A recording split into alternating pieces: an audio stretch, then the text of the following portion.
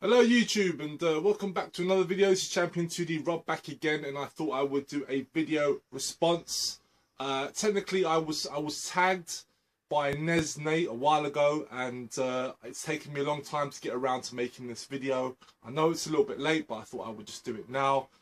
Sorry about the lighting, guys. It's a bit gloomy outside. I've got the light on, but because there's no real natural light, it just has this weird sort of yellow shine to it, so please forgive the lighting. But yeah, I just thought I'd get around to doing this tag response from NESnate. A great YouTuber, by the way, guys. Definitely check him out. I believe this tag originated from Infected Flinch, I think. But in any case, yeah, I thought I would answer these 4 questions. And yeah, so let's go on with it. First question. Do you struggle buying games? And if so, why?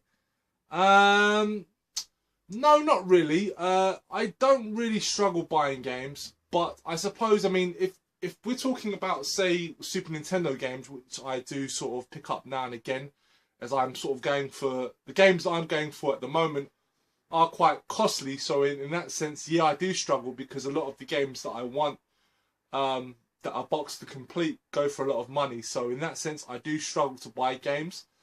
But in general, sort of, in terms of, you know, average price games, you know, sort of current gen games, last gen games. No, I don't really. Not at all. I think when it comes to retro, as most of us know, the retro scene is the retro games are increasingly going up in price, so it does become more of a slog to sort of pick them up, you know, because I don't have, you know, a lot of money, so I have to sort of pick and choose my moments when I can buy these games. Because sometimes when I have the money, sometimes it's just that, you know, the games aren't available to buy. It might not be enough copies, or the condition might not be right. Because if you're gonna pay a lot of money for these games, you want to make sure you get them as best condition as possible. So that's how I see it. So question 2: have you regretted trading in a game? Not really. To be honest, I think I mean, I've only really been collecting games since around 2010, and when I was a kid, I used to rely on trading in games so I could get new games. Because, you know, back when I was a kid, you know, my mum wasn't giving me a lot of money to buy games, so I had to rely on trading in my old stuff so I could play, you know, the newer titles. So, you know, they had, you know, they had the reason to be traded in. So I in that respect, I don't regret trading in any games. I suppose I did have my original PS2 collection. I did actually trade them in at the time, because during the sort of main period of PlayStation, during the era of PS2, I wasn't really collecting games. So I just sort of, you know, traded them all in. And there was a few titles in there that I eventually got back. So I did sort of regret them. Just sort of games like the first Devil May Cry and stuff like that. Nothing really major, just games that I just enjoyed. And when I sort of actively became more of a collector, I wanted to get them back into the collection. Okay, third question is, if you could play a game again, knowing nothing of it, what would it be? There's so many games. I did sort of briefly cover this question once before in one of my other videos, and I brought up Probotector on the Mega Drive. That game for me was such an anticipated game, and the feeling I got when I played it for the first time, I can't even describe it. It was, yeah, it was a great feeling playing that Probotector. That's Contra Hardcore for the Americans.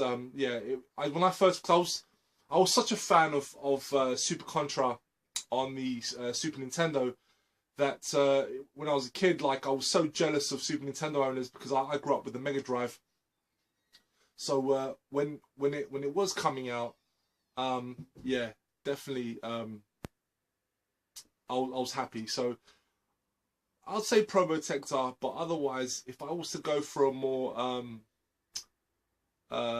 modern game, probably The Last of Us, actually, because that was a fun title. I really did enjoy that game. That was a lot of fun. Great game. So yeah, probably The Last of Us as well. Okay, final question. If you had to be buried with one console, what would it be? Now, I seem to think a lot of people have been taking this question quite literally. For me, I always took the question as just being another way of saying what's your favourite console, really. I don't know if I'd want to be buried with any console, to be perfectly honest with you. I think there's things that I'd much rather be buried with. But, you know, if I had to pick, it's a hard one because, you know, for the sake of answering this question, I'd probably have to go with either the Mega Drive or the Super Nintendo, because 16-bit generation is where my heart lies. That's basically where my passion is in gaming. So it'd be one of those two systems. Maybe the Mega Drive, because it's the one that I actually had as a kid, grew up with, really did enjoy as a kid. But I love both systems with equal measure.